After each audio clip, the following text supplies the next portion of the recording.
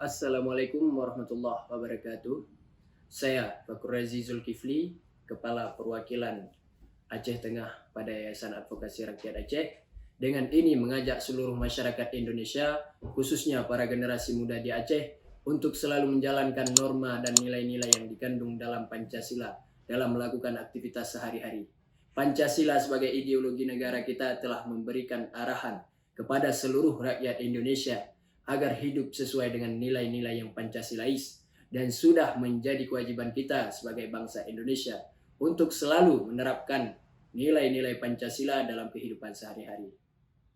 Sehingga cita-cita para pendiri bangsa dan negara Indonesia yang terkandung di dalam Pancasila akan menjiwai setiap generasi bangsa Indonesia, sehingga kita dapat hidup rukun dan berdampingan dalam berbagai suku, bangsa, dan agama yang ada di Indonesia.